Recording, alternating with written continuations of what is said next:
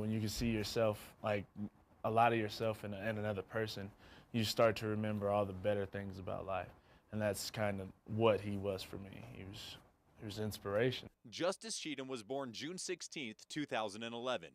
Bumpus's relationship with the mother, Jacqueline Cheatham, deteriorated, eventually leading to Jacqueline taking her son to Baton Rouge and prohibiting Clarence from contact with him. From what I thought, he was in safe hands, and she was going to do nothing but put our child in nothing but the best environments. Obviously, I was wrong. On June 6th, on his way to work, Clarence received the worst phone call of his life from Jacqueline's mother. You should probably sit down. I'm like, sit down? Yeah, I guess I'm kind of sitting down. She's like, are you sitting down? I'm like, yeah, I mean, like, what's going on? She's like, the baby's in ICU. Justice was on life support and 2 days later died at just 23 months of age. The autopsy revealed he sustained multiple blunt force trauma to the head, resulting in skull fractures and brain swelling. Jacqueline and her partner Tierra Dumars were arrested that following Tuesday on charges of first-degree murder. At that point, I just wanted revenge, you know? So I was hell-bent, and I was on my way to Louisiana just to do as much damage as possible. But Clarence didn't go. Instead, an outlet to actually, get a little vent out and, put children in the right direction. Bumpus graduated this fall with a degree in communications and now plans to continue pursuing his dream of working with kids. In Greeley, Spencer Tillis, CBS News Channel 5. Sports are like life in a way. Sometimes you come up just a little bit short. For high jumper Ashley Reed, learning how to get back up would come to define her. I've always had really high expectations about myself when it comes to like my sport and just life in general. And I knew I didn't take care of business the first time or do it right, so I wanted to make sure that the next time I did that wouldn't be an issue. After losing her scholarship at Kansas for academic reasons, Reed got her second chance at a junior college. There she excelled and eventually earned another scholarship at CSU. Just when the team seemed to be hitting their stride, the unimaginable happened.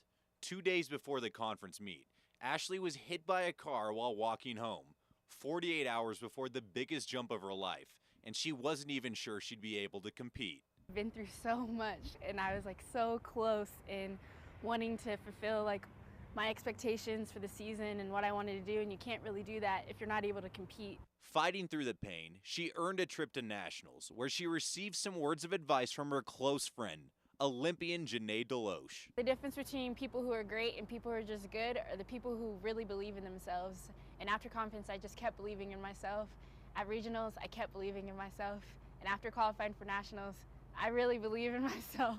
After finally reaching this point, Ashley can hardly believe all that she has overcome, but she knows she couldn't have done it by herself. All the people who kept supporting me, even in my worst moments, whether it was self-inflicting or freak accidents by getting hit by a car, I've had such great support, and I really want to go out there and do it for them. In Fort Collins, Spencer Tillis, CBS News Channel 5.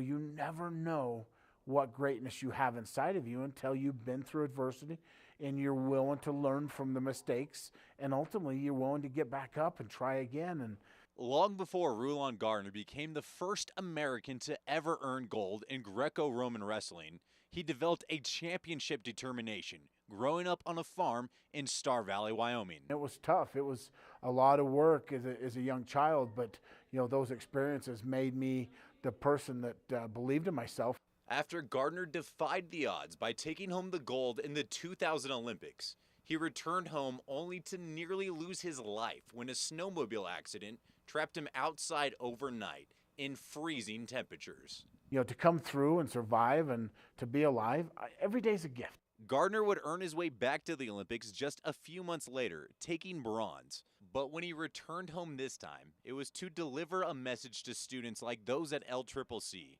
of what can be accomplished through determination. And now I get to leave this vision of all that hard work for the next generation. In Cheyenne, I'm Spencer Tillis, CBS News Channel 5.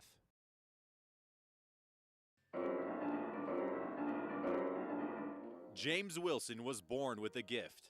He is intensely involved in music and intensely involved in playing the piano. And it's a natural gift that seems to come from him.